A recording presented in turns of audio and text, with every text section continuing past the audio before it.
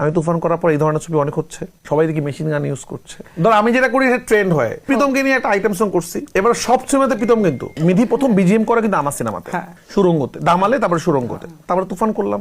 এখন নিধি শিডিউল আমি পাই না, কারণ নিধি প্রিন্স করতেছে, রাক্ষস করতেছে। তা আমি বিশ্বাস করি, আমি চ্যালেঞ্জ দিয়ে বলতে পারি যে নেক্সট ঈদ থেকে প্রেসার কুকার টাইপ সিনেমা হবে, এবং আমি এটা চাই। এটা একটা ট্রেন্ড সেট করবো ইনশাআল্লাহ, যে গল্প এইভাবেও হয়, মানে কমার্শিয়াল সিনেমা মানেই আইটেম সং থাকতে হবে এরকম না। আপনারা এক টিকেটে 4টা ছবি দেখতে পাবেন। তাণ্ডবকে কাইন্ড অফ খুন করা ফেলা হয়েছিল পাইরেসি করে। পাইরেসি শুধুমাত্র একটা সিনেমা ক্ষতি করে না, পুরো ইন্ডাস্ট্রিকে ক্ষতি করে। তো দর্শক সেটা আস্তে আস্তে করে বড় করেছে। আমিও চেষ্টা করেছি নতুন নতুন কিছু দেওয়ার। পেশা করে নতুন এটাই, পেশা করে স্টোরি টেলিং নতুন লাগবে আপনাদের কাছে, পেশা করে স্টাইলটাই নতুন লাগবে, এবং আপনারা এক টিকেটে 4টা ছবি দেখতে পাবেন এবং 4টা পার্ট, এবং আপনারা প্রত্যেকটা জিনিস প্রেসার কুকারে কেন করা হয়েছে সেটা ডিটেল পাবে নাকি। মানে আমাদের পোস্টারের মধ্যে যদি এটাও লেখা থাকে যে ফ্রম দ্য ডিরেক্টর অফ তুফান, পরাণ, সুরঙ্গ, তুফান, তাণ্ডব, কেন এই 4টা ছবির নাম লেখা, সেটাও যে কেন, সেটারও একটা প্রতিফলন হবে। প্রেসার কুকারকে আমরা একটা বলছিলাম যে কমার্শিয়াল সিনেমার একটা নতুন যাত্রা শুরু হবে প্রেসার কুকার মধ্যে। কমার্শিয়াল সিনেমা বলতে যে আমরা একটা জিনিস ভাবি যে এরকম মারামারি থাকতে হবে, একটু গান থাকতে হবে, এইটা হইতে হবে, তাইলে এটা আপনারা যেরকম বলেন যে এটা অন্য ধরনের ছবি, অন্য ধরনের ছবি না, আসলে এটাই কমার্শিয়াল ছবি, এটাই আমাদের দেশের ছবি। আজকে মালায়ালাম ইন্ডাস্ট্রি কিন্তু কি দিয়ে ওরা বিপ্লব ঘটাইছে, জাস্ট স্টোরি দিয়ে, ওদের ছোট্ট একটা ছবি দিয়ে ওরা কোটি কোটি টাকা ইনকাম করতেছে, মানুষ পাগলের মতো দেখতেছে। তাহলে অ্যান্থোলজি প্রেসার কুকারকে জনরাটা বলা হয় হাইপার লিঙ্ক ফিল্ম। হাইপার লিঙ্কটাকে বলা হয় 4টা গল্প একসাথে, এটাকে দর্শক হয়তো বুঝবে না, এটা একটা গল্প আলাদা আলাদা থাকে এবং সব গল্প একসাথে সময় মাঝে মাঝে ওরা ক্রস করে।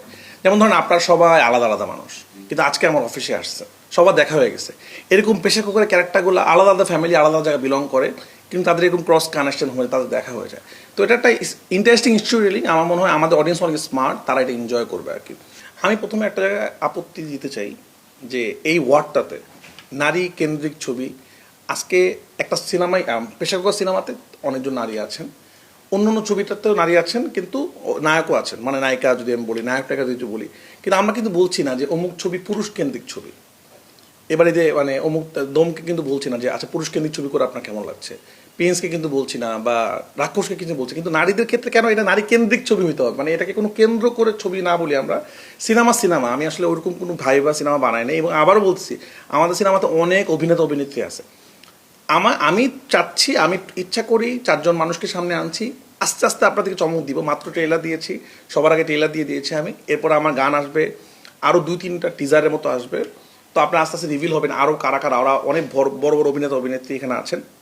বাট আমি আমার এই ছবিটাকে নারী কেন্দ্রিক ছবি, নারীর দুঃখ দুর্দশা, তাদের কষ্ট, এই ধরনের বলতে আসেছি। আমি একটা গল্প নিয়ে এসেছি, সেই গল্পটা নারীরা ডোমিনেট করছে সেটা আপনারা বলতে পারেন, কিন্তু নারী কেন্দ্রিক ছবি বলতে আমি আপত্তি। এই ছবিটা কোনো কেন্দ্রিক না, এটা একটা সিনেমা, যেই সিনেমাটা এখন সারা ওয়ার্ল্ডে চলে। আপনারা যদি খেয়াল করে দেখেন, সারা পৃথিবীতে এখন যেই ছবিটা অস্কার পায়, যেই ছবিটা কান পায়, যেই ছবিটা বড় বড় জিনিস মানে বড় ব্যবসা করে, ওরা কিন্তু এরকম চিন্তা করে না যাচ্ছে এটা কি পুরুষ কেন্দ্রিক ছবি না নারী কেন্দ্রিক ছবি। সিনেমা মানে সিনেমা, এটা ভালো ছবি অথবা খারাপ ছবি। তো আমি একটা ভালো ছবি বানানোর চেষ্টা করেছি, এবং আমি জানি দর্শক আমাকে বিশ্বাস করে, দর্শক আমাকে পরাণে বিশ্বাস করেছিল। আমি একটু বেটার করার চেষ্টা করছি সুরঙ্গতে, আরেকটু বেটার করার চেষ্টা করেছি তুফানে, আরও একটু বেটার করার চেষ্টা করছি তাণ্ডব। আপনারা দেখবেন পরাণের থেকে একটু বেশি ব্যবসা হয়েছিল সুরঙ্গ, এর থেকে আরও ব্যবসা বেশি হয়েছিল তুফান, এবং তাণ্ডবে কিন্তু প্রথম উইকে তাণ্ডব পাইরেসি হয়ে যায়। পাইরেসি না হলে তাণ্ডব সব রেকর্ড ভেঙে দিত, এটা আমি বিশ্বাস করি, কারণ তাণ্ডবকে কাইন্ড অফ খুন করা ফেলা হয়েছিল পাইরেসি করে। কিন্তু পাইরেসি হওয়ার আগ পর্যন্ত আপনারা যদি খেয়াল করেন রাত 4টা শো কিন্তু তাণ্ডব চলেছে, এবং প্রথম 2 সপ্তাহে রেকর্ড পরিণাম সেল ছিল। এখনও তাণ্ডবের সেল সব থেকে বেশি, রেকর্ডের মানে হাইস্ট গ্রসিং সিনেমা বলা হয় তাণ্ডবকে। তো দর্শক সেটা আস্তে আস্তে করে বড় করেছে। আমিও চেষ্টা করেছি নতুন নতুন কিছু দেওয়ার। তা আমার যে দর্শকের যে আমার কাছে এক্সপেকটেশন, রায়হান রাফি মানেই নতুন কিছু, রায়হান রাফি আমাদেরকে বাংলা সিনেমাকে নিয়ে ডিফারেন্ট কিছু করার চেষ্টা করছে। এই জন্যই আমার এখন পর্যন্ত সব থেকে আপডেটেড ফিল্ম বলতে পারেন সেটা হলো প্রেসার কুকার। পাইরেসি তো আমরা ডিরেক্টর বা মেকাররা আমরা পারবো না, এটা ডিস্ট্রিবিউটরদের কাজ। তাদের এখন দেখেন পাইরেসি করলে আমাদের ক্ষতি হয়েছে, হল মালিকদের ক্ষতি হয়েছে। হল মালিকদের নিজেদের বাঁচানোর জন্যই, নিজেদের ভালোর জন্যই উচিত পাইরেসি রোধ করা আর কি। পাইরেসি শুধুমাত্র একটা সিনেমা ক্ষতি করে না, পুরো ইন্ডাস্ট্রিকে ক্ষতি করে। তো পাইরেসি হলে এই যে এতগুলো সিনেমা আসতেছে, এত বড় ইনভেস্টমেন্ট, আমি তো চাই সব সিনেমা হিট হোক। কী হবে এবার ঈদে আমি চাই একটা সিনেমার মেলা হোক।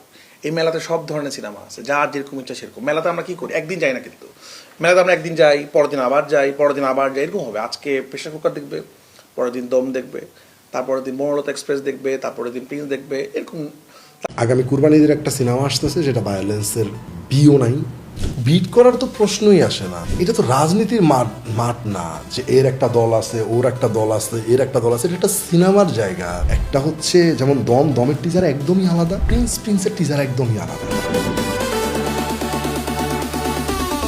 আর রাক্ষস একটা প্রেমের গল্প, একটা রিভেঞ্জের গল্প, একটা ফ্যামিলি ড্রামার গল্প। নিজের সন্তান তো এক্সপেকটেশন তো সবসময় বরাবর ভালোই রাখতে হবে। এটা তো আজকে নতুন কিছু না। আর ভায়োলেন্স তো ট্রেন্ড, বিষয়টা তা না। ট্রেন্ড হচ্ছে একটা সিনেমা, একটা গল্প। ভায়োলেন্সের সিনেমা তো সে জসিম স্যারের আমল থেকে শুরু করে মান্না সাহেবের যুগ থেকে শুরু করে সব যুগেই তো ভায়োলেন্স সিনেমা, অ্যাকশন সিনেমা হয়েছে। সেটা আমাদের দেশে হয়েছে, দেশের বাইরে হচ্ছে। যেমন ইন্ডিয়াতে হচ্ছে আপনার একটা কেজিএফ হয়েছে, একটা বাহুবলী হয়েছে, একটা অ্যানিমেল হয়েছে, এখন একটা দুরান্দর চলতেছে, সামনে একটা টক্সিক আসবে। সো এটা তো একটা জনরা, সেটা আসলে ট্রেন্ড সেট করার মধ্যে কি আছে। আর যেমন হচ্ছে যে এই যে দুইটা ভায়োলেন্স সিনেমা আসতেছে, একটা হচ্ছে প্রিন্স, একটা হচ্ছে রাক্ষস। অ্যাট দ্য সেম টাইম তো আপনার একটা মানে অন্য টাইপের আরো 3টা গল্প আসতেছে। নেগেটিভলি নেওয়ার তো আসলে কোনো কিছু নাই আমার কাছে মনে হয়। এটা তো একটা জনরা, একটা প্রেমের জনরা থাকবে, একটা ইমোশনাল জনরা থাকবে, একটা ড্রামা জনরা থাকবে, একটা থ্রিল জনরা থাকবে, একটা হরর জনরা থাকবে, একটা অ্যাকশন জনরা থাকবে। সো এক এক জনরার এক এক সিনেমা হবে। এটা তো একটা জনরা, একটা প্রেমের জনরা থাকবে, একটা ইমোশনাল জনরা থাকবে, একটা ড্রামা জনরা থাকবে, একটা থ্রিল জনরা থাকবে, একটা হরর জনরা থাকবে, একটা অ্যাকশন জনরা থাকবে। সো এক এক জনরার এক এক সিনেমা হবে। আগামী কুরবানিদের একটা সিনেমা আসতেছে যেটা ভায়োলেন্সের বিও নাই, মানে কোনো কিছুই নাই। একটা গল্প নির্ভর একটা সিনেমা, ভায়োলেন্সও গল্প নির্ভর সিনেমা। গল্পের প্রয়োজনে ভায়োলেন্স ঢোকে, ভায়োলেন্সের প্রয়োজনে গল্প হয় না কখনোই। আমি ব্যাক টু ব্যাক দুইটা একই জনরার সিনেমা বানাইছি, গল্প 2 রকম। আর পরবর্তী যে সিনেমাটা বানাইতেছি ওইটা মানে একটু অন্যরকম, একদমই ভায়োলেন্স নাই, একটু অন্যরকম টাইপের গল্প ডেল করতেছি, কুরবানি দিয়ে আসতেছে। বিট করার তো প্রশ্নই আসে না। বিট কেন করবে? এক একজনের সিনেমা এক এক রকম, এক একজনের দর্শক এক এক রকম। তো সিনেমা যার যার মতো করে শেষে দেখবে। এখানে বিট কেন করতে যাবা? শাকিব ভাই তো আমাদের মেগাস্টার, তারে বিট করার কি আছে? সে তো মেগাস্টার। আর বিট করবে কেন? এখানে তো যার যার গল্প বলা, যার যার ভালো লাগা, যে সিনেমাটা ভালোভাবে নিবে ওইটাই চলবে, ওইটাই দেখবে মানুষ। না, এরকম ভাবা হয় নাই। আমি 2-1 জনের নাম যা ভাবছি এর মধ্যে সিয়াম ঠিকঠাক মনে হয়েছে আমার কাছে। এটা তো রাজনীতির মাঠ না যে এর একটা দল আছে, ওর একটা দল আছে, এর একটা দল আছে। এটা একটা সিনেমার জায়গা, চলচ্চিত্র জগৎ। এইখানে তো আসলে আপনি যেভাবে বলতেছেন আমাকে মনে হচ্ছে যে এর একটা দল, ওর একটা দল, ওর একটা দল। বিষয়টা তা না। যার যার ফ্যান বেজ তার ফ্যান বেজে থাকে। সিয়াম একটা ফ্যান বেজ আছে, আমাদের মেগাস্টারের ফ্যান বেজের কথা বলে তো লাভই না। হিউজ। এরপর নিশুভার একটা ফ্যান বেজ আছে, যার যার ফ্যান বেজ তার সিনেমা দেখবে। আবার ওই ফ্যান বেজের যার যার ফ্যান বেজ আছে তারা আবার অন্য সিনেমাও দেখবে। যারটা ভালো লাগবে তারটাই আগে থাকবে, শেষ। এখানে আসলে নাম্বার কত কি এইগুলো আমি দেখতেই চাই না। আমি দেখতে চাই সব কটা সিনেমা ভালো চলুক, আমারটা সহ সবার সিনেমা দেখুক দর্শক। তাইলে তো আমাদের বাংলা ইন্ডাস্ট্রি আগে যাবে না। আমার যে গল্প যখন যাকে ডিমান্ড করা হয় তার সাথে সিনেমা, বিশু ভাই, শুভ ভাই, শরীফুল্লাহ ভাই, মোশারফ ভাই, চঞ্চল ভাই, সবার সাথে সিনেমা করার ইচ্ছা আছে। যখন যেই গল্প মাথায় আসবে, সেই গল্পে যে চরিত্রটা আছে, প্রধান চরিত্র, যাকে ডিমান্ড করো আমি তাকেই নেওয়ার চেষ্টা করবো, সে যদি আমার সাথে করে। সম্ভব ভালো টিজার দুইটা 2 রকম। একটা হচ্ছে যেমন দমের টিজার একদমই আলাদা, প্রিন্সের টিজার একদমই আলাদা। বলতে মেগাস্টার, ওনার মতো স্টার বাংলাদেশে আর আসবে কিনা আমার সন্দেহ আছে।